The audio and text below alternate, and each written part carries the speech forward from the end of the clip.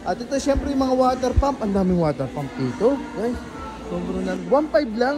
Makakabili ka ba ng water pump na ganyan? Ang laki niya, no? Oh, sabi nga nila ate kanina, 10,000 daw yan. Pero dito, 1.5 lang.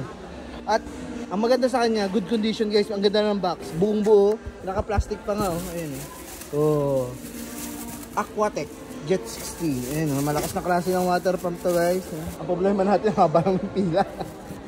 So guys, meron pa nga dito yung stainless yung isang dulo. Ito yung ginagamit sa water purifier. Ayan, 1.9 naman to. Mas mataas ng konti lang. Oh, murang-mura eh. Diba? Murang-mura po. So ito guys. Oh. May mga tiles dito na 30 pesos. Ayan, 30 pesos. 32, 17 pesos. Yung mga tiles nila, 17 pesos. Ang mura naman yun. Diba? Ito mas malalaki, sobrang laki. 149, 130. So yan, mga tiles nila. Ang dami. Mga sopa ang binili. 8,000 lang po? Yung nakalagay sa price tag 55. Ay, ganun kalaki yung natipid. Ano po? 55. Naging 8,000? 55 naging 8,000. Nakakaingit naman talaga, guys. Kaya yan, buti pa sila. Laki na sasakyan nila. Kasya yung sopa. Kasama pa pala to. Dining table, saka ano, mga upuan. Yung iba tricycle yung dala, yung sa ibabaw ng tricycle sinasakay. Dito lang po yan sa ano, RHC Builders warehouse sale dito sa 157 MacArthur Highway, Barangay Lolomboy, Bocaue, Bulacan po. Mamaya papakita ko sa inyo mga upuan, mga office table. Ayun, sobrang daming mga ano, furniture. Hey, boss. Ano yun? Bumbu po yan, wala kang mancha eh. Oh. Ito ay 528 pesos lang. Oh. Ano, pwede kayong bumili nga ng mesa. Pili kayo ng ibang upuan, bahala kayo, di ba? Ayun, bahala kayo. Ang dami pa ng sale dito. Panalo tayo lahat dito. Mga sopa. Ayan guys, yung mga sopa. Ayan, letter L to eh. May mga sopa. Mas marami to kanina. Actually, kaya ang dami ng tao sa ano, sa cashier. Grabe. Sa mga gustong pumunta hanggang linggo. Ayan, ito pala yung mga maleta, no? So guys, ito po yung mga maleta. Ayan, no?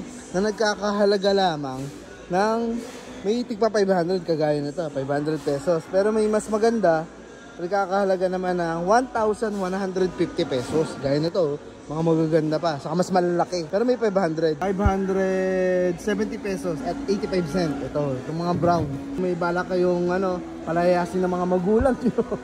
Bumili ka na dito. Para at least nakamaleta ka naman, aalis sa inyo, no? Hindi ka lang naka-eco bag. Nakamaleta ka na maalis sa inyo. Ayan, dahil bibili ng pinto guys. Kasi mura na yung pinto. May mas mura pa pala. Wala pang 500 to. Punasan mo lang yan. 458 pesos. Yung mga maleta. Grabe. Talaga naman, no? Yan ang mga flooring, roofing, doors, tires, furniture. Yan po yung mga mabibili mo rito. May tiles nga rito. Tigta 3 piso lang. Pamigay presyo na eh. No? Mga sofa bed. Meron po rin dito. Sofa bed, ang daming tao kanina. Nagdala sila ng mga ano, jeep na, sa jeep na nila nilalagay. Mga pickup truck, yan. Biruin mo may dining table ka na, guys, sa halagang 3,484 pesos. Ganun kamura, no? Dining na po yan, no? Pang-anim na tao, no?